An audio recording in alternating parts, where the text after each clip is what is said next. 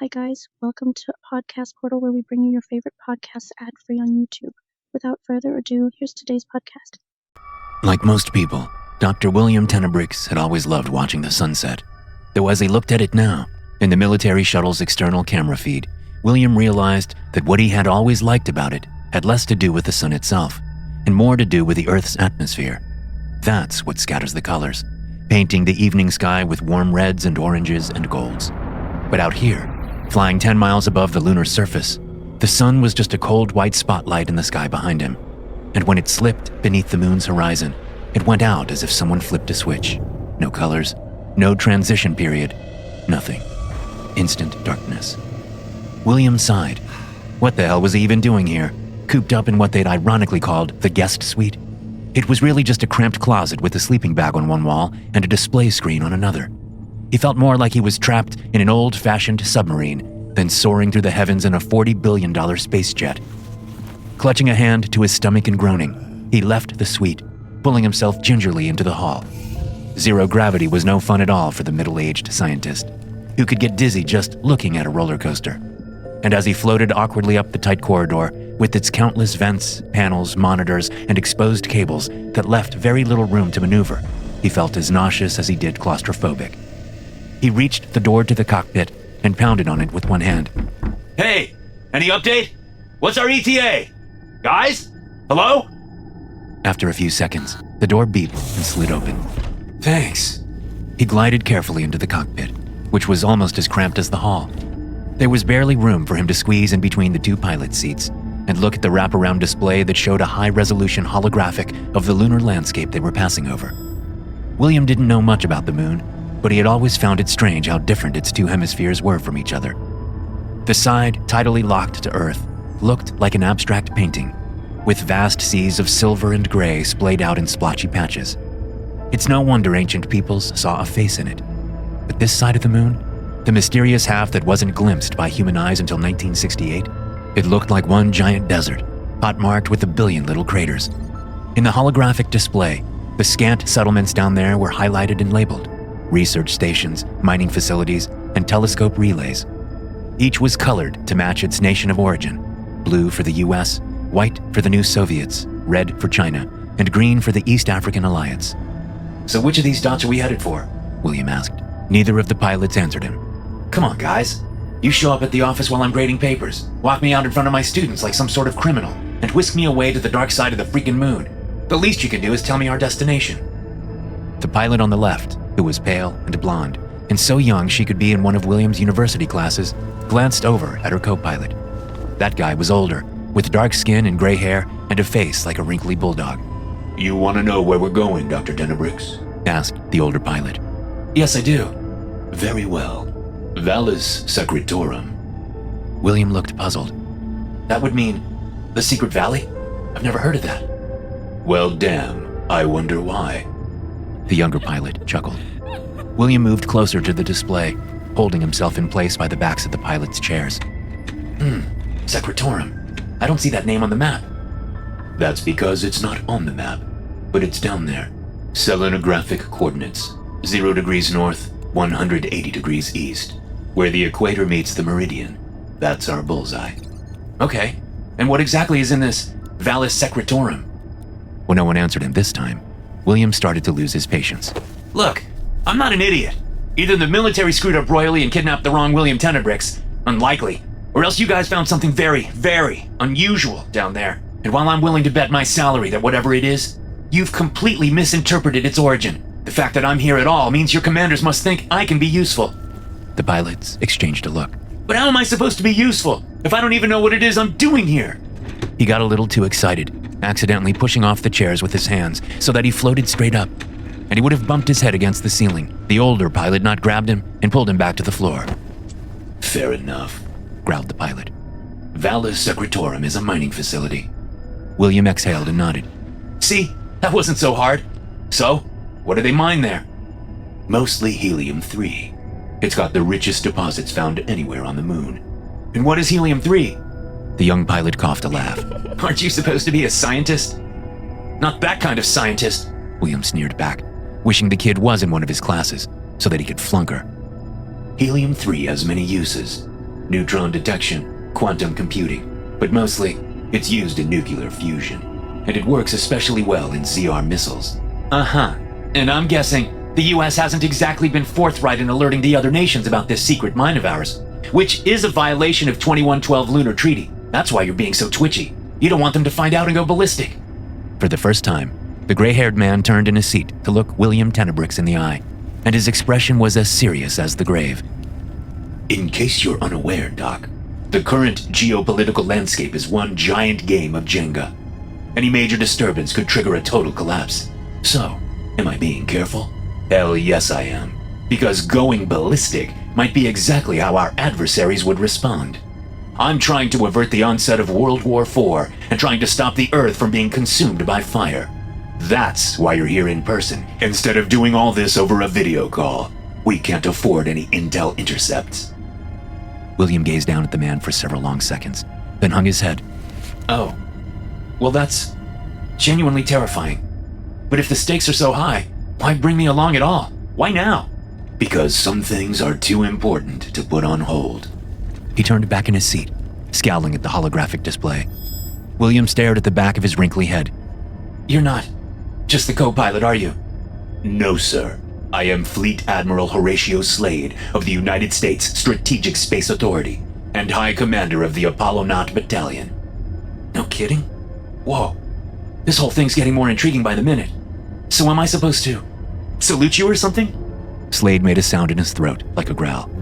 Why don't you head back to the guest suite and get some rest, Doc?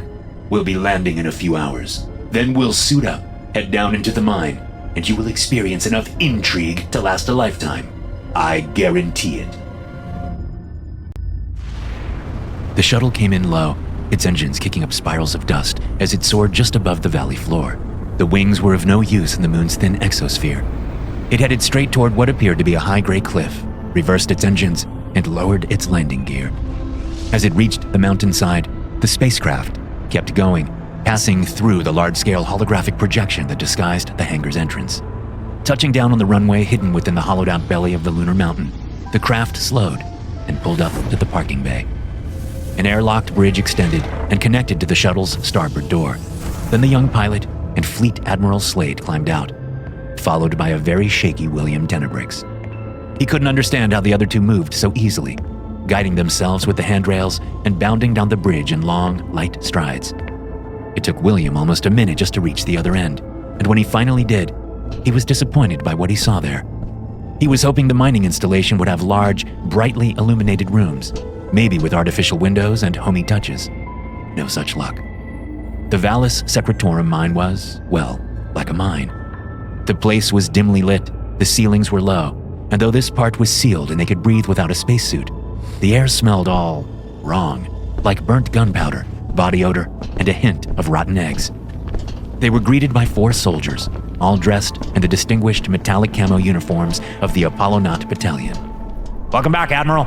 Your team is standing by at Depot 4, sir. Thank you, Lieutenant. But first, I'm going to escort our guest here over to the chow hall. Understood, Admiral. William clung to a railing against the wall, bouncing experimentally on the balls of his feet. His body couldn't seem to get used to the lunar gravity. It felt a bit like jumping on a trampoline, except that the floor was solid. Admiral Slade saluted his troops, and leaving the pilot to return to the shuttle, he set off down a hallway, monitoring for William to join him. William tried to keep up. Luckily, the handrail continued around the corner and down the hall. Lights on the floor and ceiling faded on as they approached, then faded off when they had passed. So they moved forward in a haunted little pocket of light. Out of darkness, into darkness. It made William feel disoriented almost right away, and he thought of the colossal mountain over his head didn't help. Well, He panted. at least I'll be glad to get something to eat. That liquid stuff on the shuttle did not do it for me. Slade turned through a doorway, and William smiled in relief as he reached the door. They came to a stop just inside a big room, and when the Admiral punched a button on the wall, lights overhead flickered on, one by one, illuminating 4 pairs of long dining tables. Slade walked forward into the aisle between them, but William remained in place by the door, his smile fading as he squinted at the strange, cloth-wrapped objects laid out on the tabletops, like some macabre dinner party. Sir? Are those actually... Admiral Slade turned to one of the tables, grabbed the edge of a sheet, and folded it back. A man's naked head and shoulders were revealed. Oh God, what the hell is this? Slade moved from table to table, pulling back the sheets. The faces of the dead men and women were discolored, their skin tight and swollen, their eyes closed but bulging, and their lips were shriveled. Some of their mouths were open, some closed. Why would you show me this? Pulling back the final sheet, the Admiral stared at the dead face of a young black man, dead on the table. Why show you? As a cautionary tale, Dr. Tenebrix. One that you would do well to take seriously. But who are they? These fine men and women were the ones who made the discovery. They were all highly qualified, experienced, psychologically evaluated, and monitored members of the USSSA Mining Division. And yet, he draped the sheet back over the young corpse and turned to William. When they entered the unsealed, airless chamber that you and I are headed to next, they each chose to remove their helmet, sit on the floor, and die a very excruciating death. William stared at the Admiral, not blinking, not speaking, trying not to look at the other faces as Slade went on. Do you know how you die in the vacuum of space, Doc? It's not like in the movies. It's not quick. Your eyes don't pop out while you scream and turn to ice in a matter of seconds. No, sir, it's not that easy. Slade took a step toward the scientist, his jowls twitching, his eyes squinted and bloodshot. The lack of pressure causes the air in your lungs to rush out. Then the moisture in your body starts to boil, even your saliva, even the tears in your eyes. Your body begins to bloat as gases expand beneath your skin. So I imagine it comes as a blessing when, some 15 seconds into this nightmare, you start to lose consciousness. That's from cerebral hypoxia. Your brain isn't getting oxygen and starts to power itself down. Meanwhile, frostbite sets in across the surface of your whole body. Blood is no longer circulating, so your organs cease to function. And then, after a minute or maybe even two, full systematic failure. Finito, Tenebrix. Game over. William swallowed, and finding his voice, asked, "Why am I here, Admiral?" Slade stepped right up to him. His gaze was harsh and cold, and William saw the anger in his eyes and the bewilderment and the fear. Because I need to understand what it is these people found, and why it caused them to do what they did. I need to understand. But if we go in there, what if whatever happened to them? You know. Slade reached out a hand and clasped it onto William's arm. It's all right, Doc. I'll be with you. And we've gone in since that first time. Some of us more than once, without issue. That's not very reassuring. And, what would happen if I just said no? Slade's expression softened, and he let out a little chuckle. Well then, I guess you could go home. Though my shuttle is for military personnel only, and those assisting in our operations here. So, you would have to find your own way. Funny. Well, I guess that means I'm in. Good. The Admiral squeezed and released William's arm, hard enough to leave a bruise. Now then, we are in the chow hall. Want me to make you a sandwich or something? William shook his head, wincing as he rubbed at his sore arm. No thanks. I'm not hungry anymore. Well, damn, said Slade, walking back to the tables to drape the sheets back over the remaining bodies. I wonder why. They suited up before heading down into the mine. Strapping on the heavy-duty spacesuit reminded William of a scuba diving class he once attended while on vacation, though he had been too afraid to actually get in the water. He remembered being annoyed that the instructor hadn't given him his deposit back. And now, here he was, 250,000 miles from home, about to submerge himself. Not in balmy Caribbean waters, but the pitch-black bowels of the moon itself, for God only knows what insane purpose. Once their suits were on, and they had checked the life support levels displayed on their wrist screens, the workers assisting them connected extra layers of tamper-proof locking mechanisms onto each of their helmets, ensuring that they could not be removed without specialized equipment. William couldn't tell if this made him feel better or worse. He had the same unsure reaction to watching Admiral Slade accept a compact pulse pistol from one of the Apollonaut troopers and slide it into a custom holster in his suit. Why would anyone need a gun in a lunar mine? William did appreciate how much easier the suit made walking.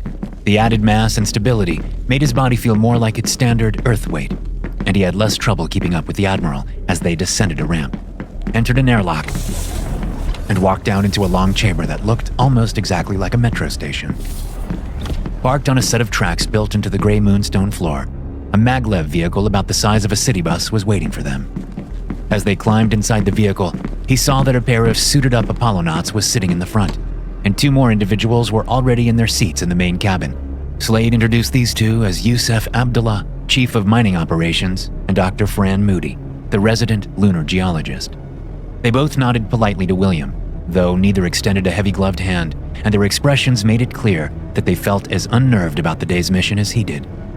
Dr. Moody kept fingering the extra lock on her helmet, as if double-checking that there was truly no way for her to force the helmet off.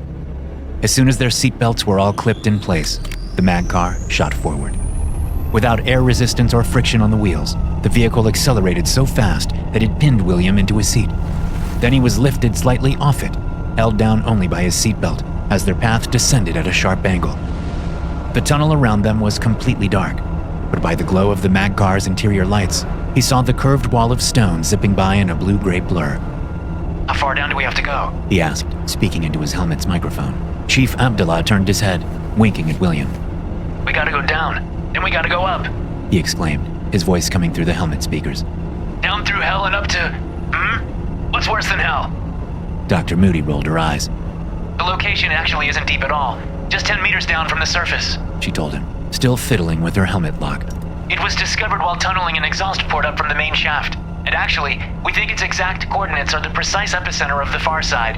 In other words, it's as far away from Earth as you can possibly get, and still be on the moon. The mag car jolted and leveled out, and the walls outside the windows vanished. William peered out, into the void. So are we now in the main shaft? It's big. Yes, it is, said the Admiral, who was leaned back in his seat, his gloved hands crossed on his lap, his eyes closed. William puffed up his cheeks and groaned. Something about the scale of the darkness outside, the immensity of the nothingness all around them, it made his stomach clench. What happens if I vomit in my helmet? He asked. Then you'll have a bunch of vomit in your helmet, said Admiral Slade. And behind her faceplate, Dr. Moody released a nervous laugh. After a few minutes in the main shaft, then a final ascent, the mag car pulled to a stop.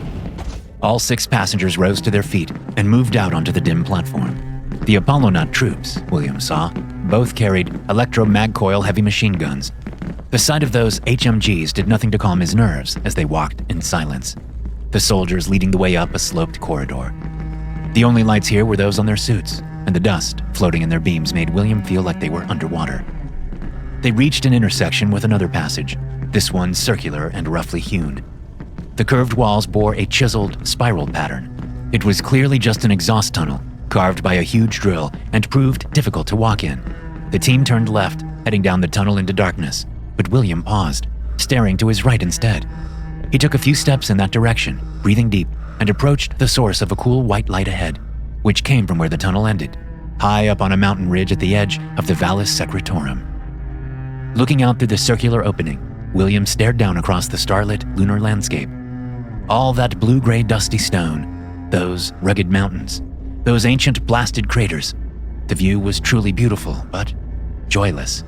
It didn't seem right, somehow, standing here, seeing this alien place with his earthling eyes.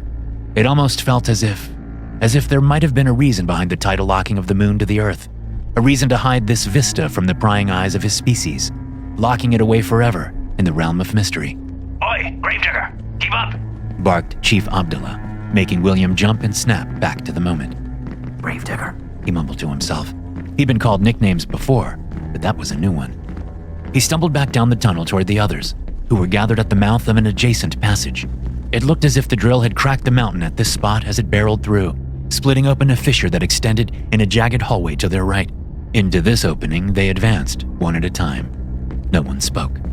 Soon, the passage widened, and there were battery-powered work lights set up to illuminate the path. They came to a stop as the passage ended in a sheer wall, and peering around the others, William saw a low, square opening, like a short entryway in the wall. Everyone's helmet secured? Asked Slade, and when none of them indicated otherwise, the Admiral nodded to his Apollonauts. You know the drill. Weapons away. With some reluctance, the troopers stood their HMGs up against the wall beside the doorway. The Admiral, William noted, did not remove his own sidearm. All right then, number 1 rule. No touching anything.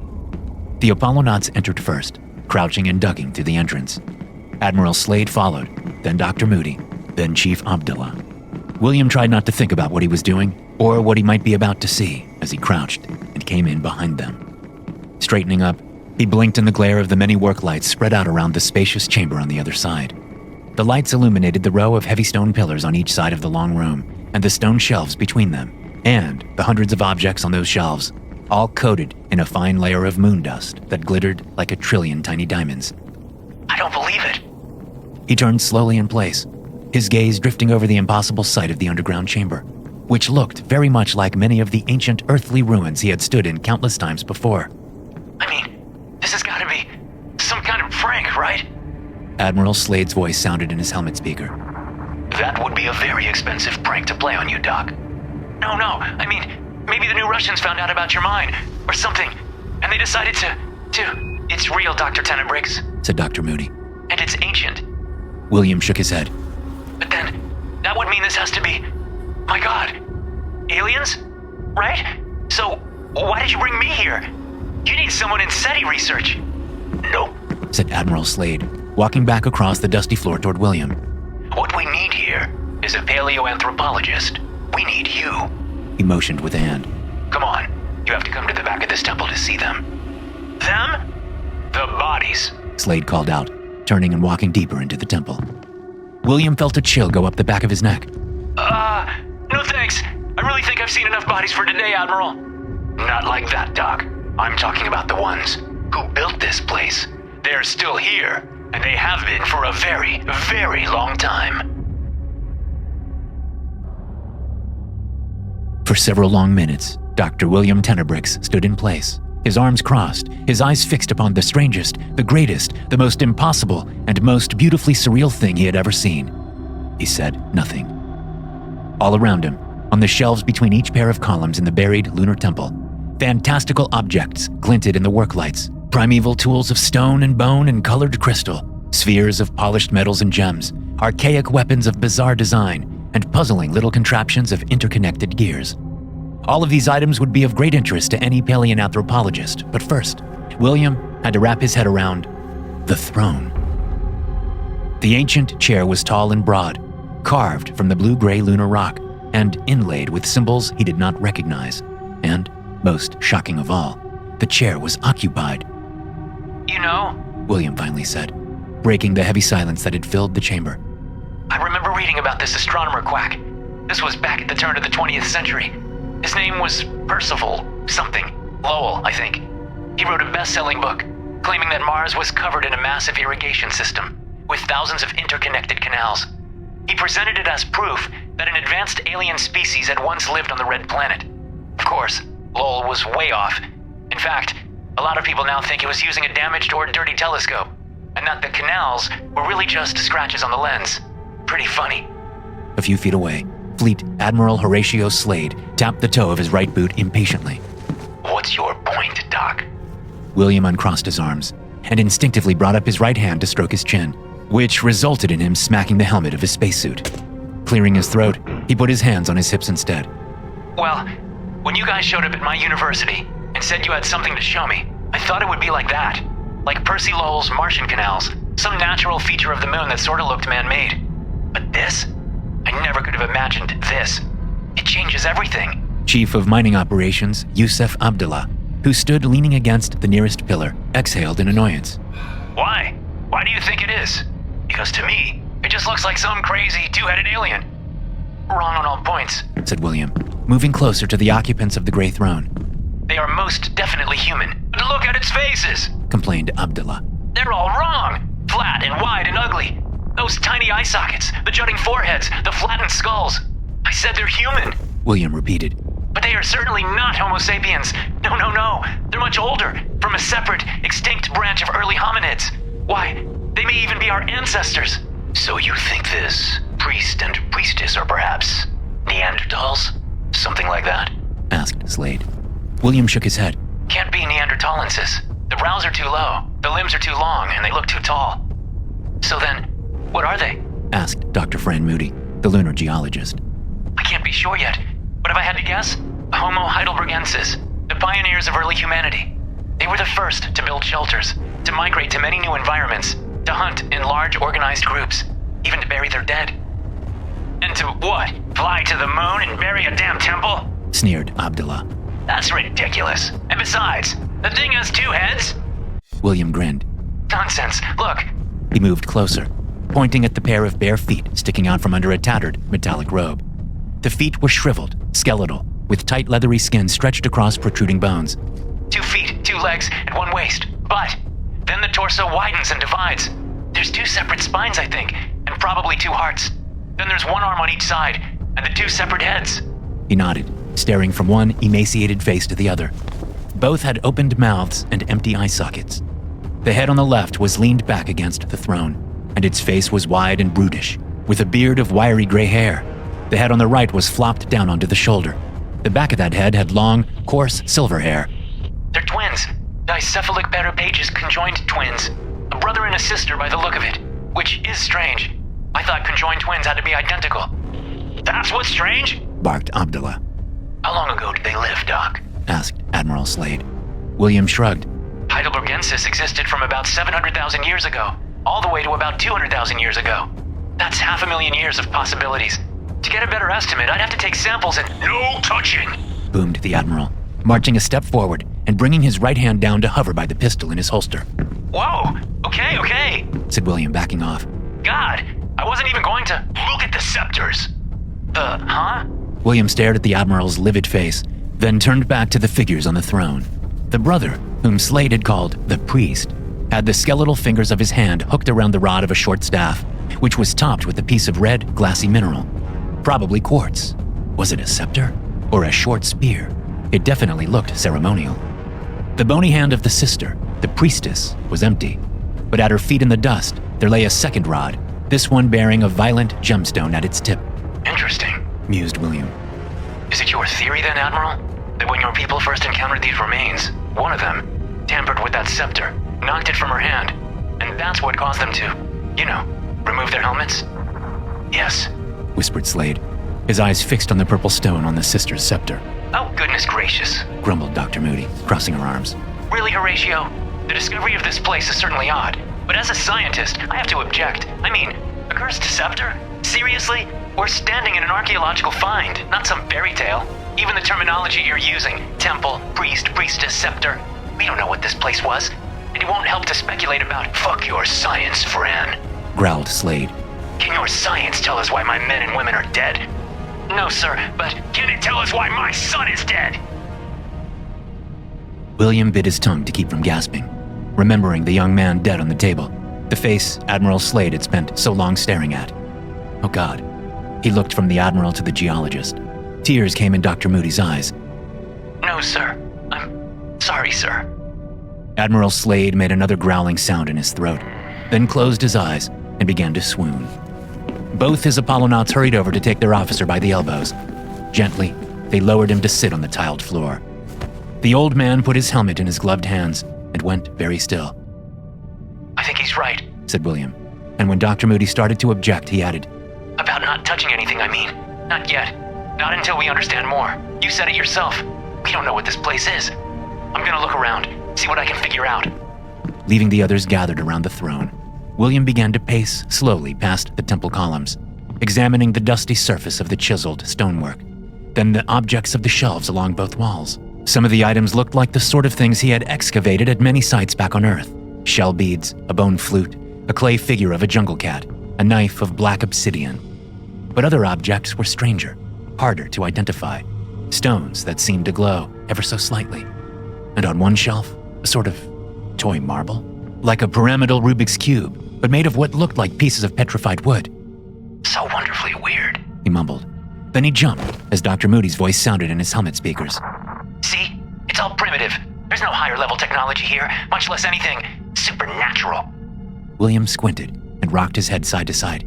Yeah, I don't know. I actually think the Admiral might have a point. Oh, come on now, you two. William looked back at the throne. Slade was still on the ground, his troops kneeling beside him. Chief Abdullah was watching him and Dr. Moody from the corner, looking positively miserable.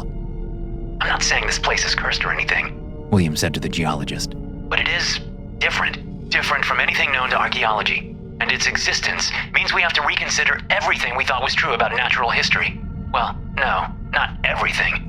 He turned and resumed his pacing with Dr. Moody at his side.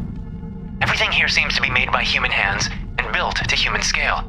I see no evidence of any involvement of extraterrestrials.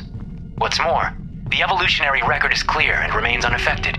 Humans, like all other life on Earth, evolved right at home. But the hominid siblings in that ancient chair, they prove that we are missing some very big pieces of our own history. He waved at the shelves.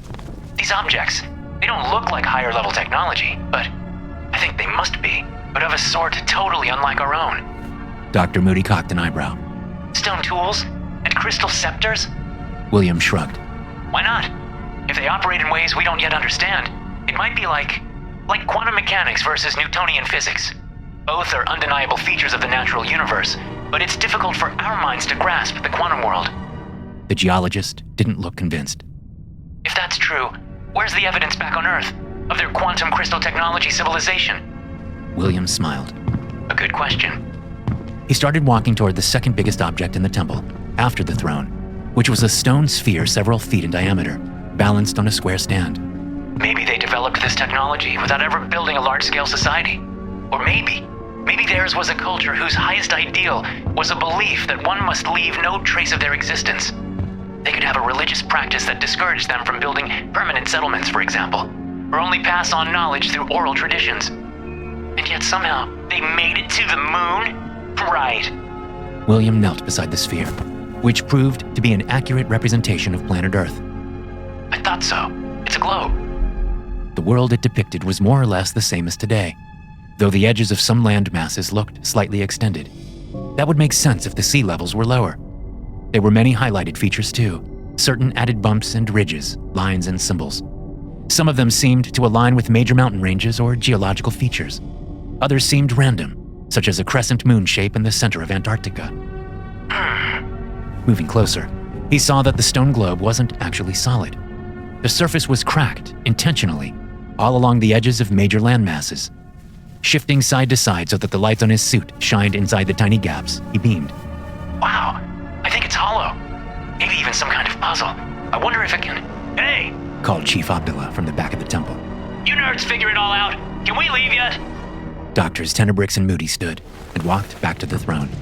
Well, so far, I am pretty sure, said William, trying not to sound too excited, considering the plight of the Admiral on the floor. That I'm gonna win a Nobel Prize. So there's that. He looked back at the throne, the scepters, and the ancient, shriveled bodies. Okay, we're gonna need to establish a base camp. I'll make a list of the equipment. And obviously we need a much bigger crew, but we'll be cautious. We can send in unmanned drones to do the scanning and cataloging, and then the drones can collect the samples and... No! Admiral Slade's scream made all of them jump. I was wrong, bringing him here, bringing any of us here. He sat up, looking up at the scientists. His face was sickly, dripping with sweat, and his eyes were dark. This fucking place. It should have stayed buried. He started to rise, and the Apollonauts offered assistance, but he swatted their hands away and got drunkenly to his feet. It's evil, wicked, it's bewitched, yes. We were never meant to find it. But we did find it, sir, said Dr. Moody. And, Horatio, listen to yourself. Bewitched? That doesn't sound like you now, does it? You're in the throes of grief, sir. You're not thinking clearly. I don't have to think, he growled, spit spraying from his lips and misting the inside of his helmet. I feel it, like a fire in my heart, burning.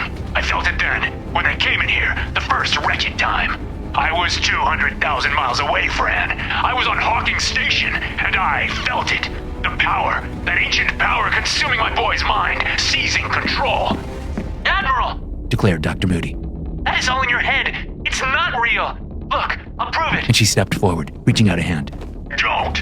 Screamed Slade, as Dr. Moody's gloved fingers touched down lightly upon the red crystal on the brother's scepter. For a moment, the tiniest of moments, nothing happened. And then...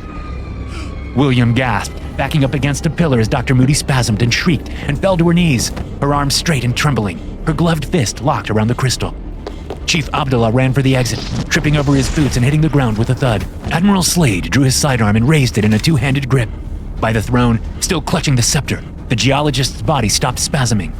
Raising her head, she exhaled fog against the inside of her faceplate, and then, closing her eyes, she spoke, in her own voice, and the voice of another. Go, row, kai, lock, she chanted. William's eyes bulged.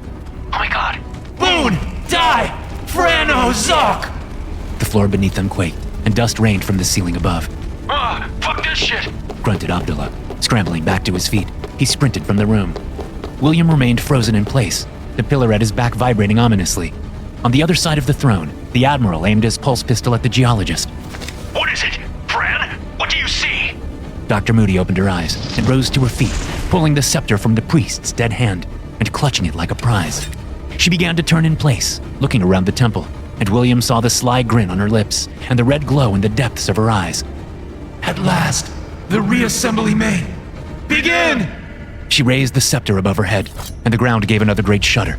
Objects fell from the shelves, shattering into dusty pieces, and William held out his hands to keep his balance. The undergates are open! Liquid iron flows through the spillways once more! The foundation gears are turning, and the Earth and her sister, the cores realign! The great Mechanaton! She bumped the scepter in victory, and its gemstone shone like crimson fire. Shall make the worlds anew! There was a crackling sound behind them, and turning, William looked at the stone globe. It was changing. Cracks spread across its surface, and pieces of the spherical map popped out, twisting on metallic rods, and began to rearrange themselves as mechanisms within whirled and clanged. What the hell is happening? He moaned. Stop this! Commanded Admiral Slade, taking a step toward the raving woman. Now! At his sides, the Apollonauts looked tense and conflicted. Then one of them ran for the exit. Their weapons were in the tunnel outside. Drop the scepter, Fran, or I will have to open fire! Dr. Fran Moody, or at least the body that had been the lunar geologist, turned to face the old fleet admiral and cocked her head playfully to one side. The ground lurched, knocking all of them over and spilling the remaining contents of the shelves. Slade's pistol clattered to the floor. William collapsed to his hands and knees, blinded by gray-blue dust, his heart pounding in his ears, almost as loud as the moonquake beneath them. Looking up through the chaos, he saw Admiral Slade crawling on the tiles, left and right, searching for his gun. Then the Admiral straightened up, holding out a weapon. But it was not the pistol. He was holding the other scepter, the scepter of the priestess, and its gemstone tip blazed with violet light. The rumbling faded, the ground ceased to tremble, and the dust began to clear. William backed away across the floor, breathing hard as the two spacesuited figures each aimed their glowing scepters at each other. Slade opened his mouth to speak, and his words came out in an eerie harmony of voices. What have you done, my brother? Dr. Moody cackled proudly. Ha ha! You thought you had beaten me, didn't you? By strangling my mind with your gift and trapping our bodies here in this distant prison cell? Oh no, sister, you failed. My plan is, at last, in motion. Slade's eyes widened and his hands shook. You mustn't! It will destroy everything! It will remake everything! The second Apollonaut re-entered, now holding up their electromag coil HMG, aiming first at Dr. Moody, then hesitating, and aiming for the Admiral instead. Back and forth, desperate and confused. William got to his feet, scooting to stand beside the armed soldier, watching, listening as this ancient sibling rivalry unfolded, impossibly, before his eyes. You're too late, sister! Crooned the possessed Dr. Moody. The engine is awake! Even now, the energy fields converge! The great reassembly cannot be reversed! No! As I told you so long ago, you can haunt the minds of all who might assist me. You can wipe any trace of our grand empire from the Earth. You can even turn the moon herself. But you cannot stop the sacred plan. No! Dr. Moody raised the brothers crystal high. Nothing can! The ground quaked again, fiercer, louder. The ceiling cracked, and one great pillar fell with a boom. Admiral Slade lunged through the raining dust, driving the sister's scepter forward in a violet blur, and stabbing its crystal tip through Dr. Moody's faceplate in a burst of broken glass and splattered blood. As their bodies tumbled backward, the Apollonaut beside William opened fire, spraying white-hot bullets wildly at supersonic speed, slicing through the bodies of Slade, Moody, and the other soldier, punching holes in the rock walls and shattering the throne into gravel bits. William threw his arms up, stumbling backward as the temple shook, and dust and blood and fragments of pulverized spacesuit flew everywhere. He caught a fleeting glance of the red crystal spinning through the turmoil, broken free from its scepter. Then it hit the floor with a crack and exploded in a sphere of crimson light and energy. William was knocked off his feet. He flew backward, hit the floor, bounced, and was sent spinning through the air. Then his body slammed against stone, his head smacked the inside of his helmet, and the world went dark. The paleoanthropologist awoke. His head was throbbing. His whole body was throbbing. Actually, it was the whole world around him, rumbling, grumbling, groaning with an endless roar of shifting stone and turbulent magma. Everything was dark, and for a moment, William thought he was blinded. And then he raised an aching arm to his helmet and wiped thick dust off his faceplate. As the dust cleared, he saw starlight glinting softly on the ridges of chiseled stone. He was on his back, lying on the floor of that circular tunnel, whose drilling had led to the temple's discovery in the first place. He must have been blasted clear down the last passage. He tried to raise his head, but his body felt incredibly heavy, like gravity was on overdrive. With an enormous effort, he shifted onto his side, wheezing. He saw the jagged passage to the temple, but the ceiling there had caved in, filling it with debris. And that's strange. The passage was in the wrong place. It was too high, almost on the ceiling. What was happening? He blinked, swallowed painfully, and tried to focus. His head was still spinning. Or was that just the moon beneath him? Turning his neck with a groan, he saw the end of the tunnel, mere meters away, where little lights were moving. Were they? Yes, those were the stars. The stars outside were drifting, downward and to the side, in a steady stream. Flipping onto his stomach, William clawed at the chiseled moonstone, pulling himself, inch by inch, up to the tunnel's end, where one could gaze down upon that cold and beautiful moonscape stretched out beyond the mountain. But as that vista came into view, William saw that it looked crooked, as if the whole of the moon was hurtling through space at a new and unnatural angle, pinning him against the tunnel wall, shifting up and down, crushing the very stone of the celestial body. The landscape itself, it was all changed. The surface of the moon was split open in branching cracks, spewing up debris in slow-motion geysers that curled against the shifting stars. The sides of nearby mountains had crumbled away, revealing stepped pyramids within. Was this some sort of ancient city then? His suit's speaker beeped in his ear. He didn't know what to make of that. Then he noticed a flashing light on his wrist display, and wiping at the dust there, he saw the warning. His oxygen level. It was down to 2%. Yeah, that seems about right. The light around him began to change, ever so slightly. The cold white mingled with cool blue and fiery red, and looking back out to the horizon, William saw why.